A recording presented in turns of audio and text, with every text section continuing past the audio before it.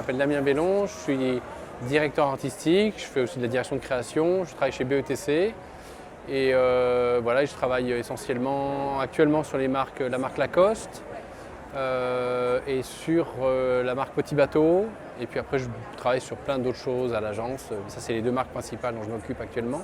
Ce trimestre aussi, si on peut dire, mais Lacoste c'est un peu plus ancien. Je m'en occupe depuis plusieurs années, voilà. Voilà. Et avant, je travaillais en Angleterre, chez Moser et chez DDB. Déjà, c'est l'effort d'aller de rencontrer des gens comme nous déjà, mais de faire l'effort de changer, de sortir d'une agence, c'est bête. Hein, les agences de pub, on est beaucoup entre nous, sauf quand on passe en prod. Donc je trouve ça bien de faire la démarche, d'aller voir les agents plutôt que les agents viennent nous voir, parce que très souvent, ils sont considérés comme fournisseurs. Et je trouve ça bien de devenir, d'inverser un tout petit peu les rôles. C'est un effort intéressant. Et puis après, c'est de prendre le temps, de consacrer du temps à ça. Moi, j'ai pris ma demi-journée. Je ne fais pas ça souvent pour venir voir voilà, des dossiers et puis participer à un jury et encourager ce genre d'initiative. Alors la collaboration parfaite, s'il s'agit de quand on passe en production sur une campagne, pour moi la collaboration parfaite, c'est en général souvent d'avoir de la chance de travailler avec des gens qui ont du talent. Ça facilite beaucoup les choses.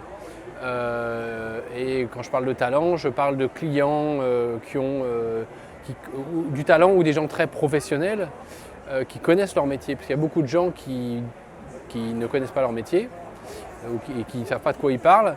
Et quand on travaille avec des gens qui savent ce qu'ils font et de quoi ils parlent, ça fait une collaboration en général assez parfaite parce que les gens savent respecter le territoire de l'autre, écouter les autres. Et quand dans une équipe, il y a des gens qui connaissent, il n'y a que des pros et un peu de talent, en général, ça fait des résultats assez bons. Ça a été mon cas récemment avec le client Petit Bateau, que j'ai trouvé être un client très pro et très ouvert d'esprit et très agréable à travailler. Une jolie marque. Et puis on a bossé avec René Radka, justement, dont on parlait il y a 5 minutes, et qui, pareil, très pro, et ça a fait une très jolie prod où tout le monde était heureux en fait de travailler et le résultat se ressent. S'imposer dans ce milieu, il y a apparemment plusieurs techniques. À mon avis, la meilleure, c'est de s'imposer par son travail. Après, il y a la technique de faire plein de RP, voilà, il y a des gens qui vont très vite et qui grimpent très vite dans ce milieu, mais la montée peut être aussi rapide que la descente. Donc je pense que la meilleure façon de s'imposer, c'est de s'imposer par son travail. Et pour s'imposer par son travail, il faut travailler énormément, mais comme dans tous les métiers, et puis se cultiver énormément, surtout en direction artistique. Il faut avoir une grande culture, donc venir à ce genre d'événement pour rencontrer, se retrouver confronté à des photographes, des illustrateurs, des réalisateurs, des gens de post-production, des productions, se tenir au courant. Et donc aller à des trucs comme ça, moi je vais 2 fois par semaine dans une librairie, mater des bouquins. Je ne me limite pas à Internet parce que c'est un puits sans fond et ça peut être un problème. Voilà, donc c'est bosser énormément, se cultiver.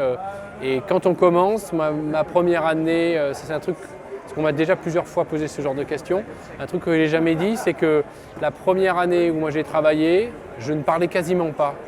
J'ai été muet quasiment pendant 1 an et j'ai écouté énormément pour apprendre. Des gens d'ailleurs m'appelaient Bernardo pour se foutre de ma gueule, et ça m'a permis pendant 1 an ou 2 d'apprendre très très vite et de voir aussi toutes les conneries qui pouvaient se dire en réunion parce que j'écoutais énormément. Maintenant je suis plutôt un mec qui parle, je devrais peut-être m'écraser de temps en temps, mais voilà.